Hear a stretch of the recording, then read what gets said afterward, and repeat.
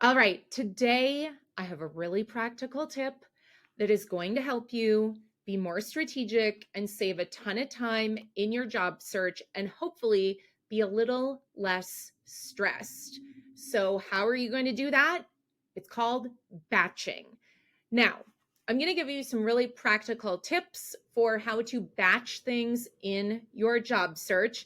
However, before we dive into this, I want to remind you that these are just examples, and you kind of have to take this approach that I'm giving you and figure out how to adapt it so it works best for you.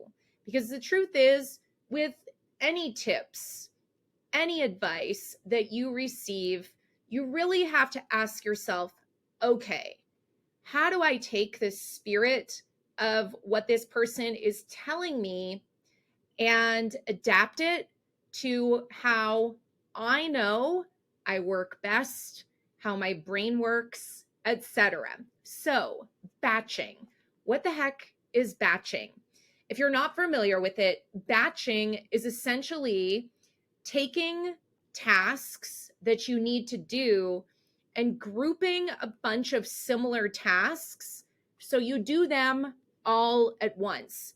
And the spirit behind that is that if you focus on a set of similar tasks all at once, that's going to help you stay focused and build momentum for that specific thing you are doing, right? Because we know that when we switch between tasks, there is a lot of context shifting that causes us to potentially be distracted, to lose momentum, to lose motivation.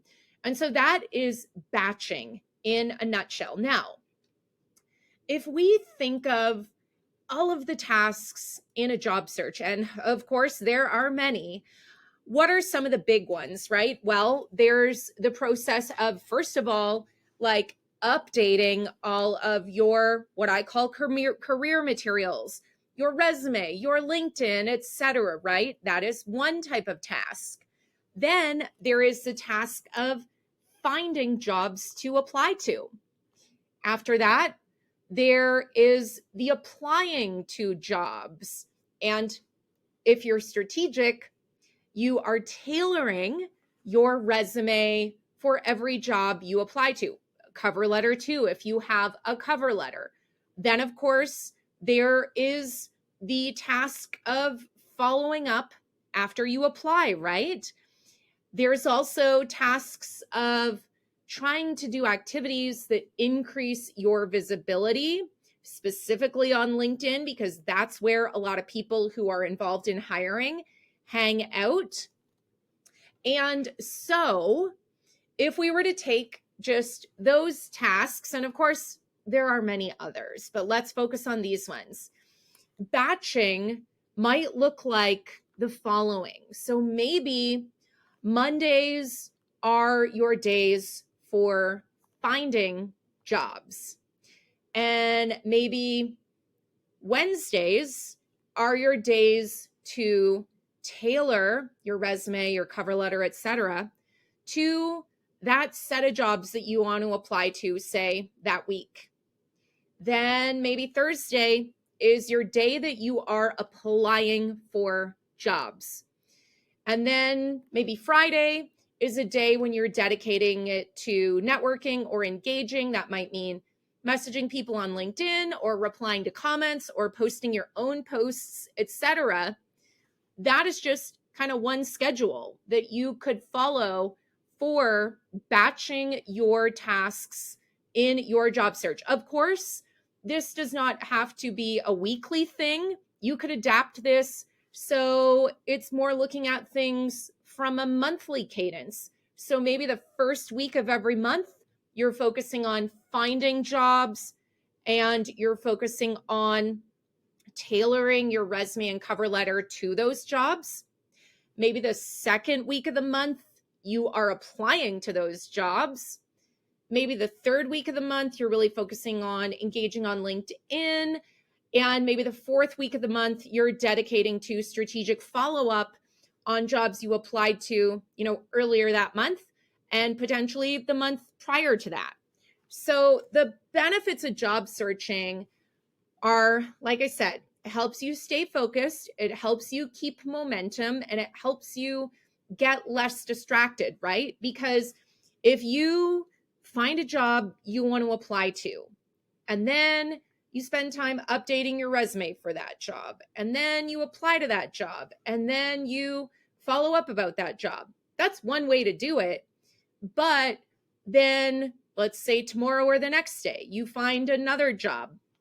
It's very easy for all of those additional tasks beyond just applying to those jobs. It's very easy for you to get distracted because if you're writing, say, 5 cover letters in a row or tailoring 5 of your resumes all in one sit down, chances are you are going to be more strategic in creating more effective resumes and cover letters because you're kind of like in the zone of doing that, right? And what you do for one job, you might think, okay, I just wrote XYZ 20 minutes ago. I can reuse that for the cover letter I'm tailoring now. So that's the beauty of batching. It gets you in the zone, keeps you focused, etc. So if you've not tried batching, I really recommend that you try this for your job search. And like I said, this could mean you're making a weekly schedule or a monthly schedule. But here is the thing. If you really want to stick to this schedule, you have to get it on your calendar. So I recommend literally creating meetings on your calendar that are serving as reminders to yourself so that you don't allow other things to get scheduled over these very important tasks in your job search, right?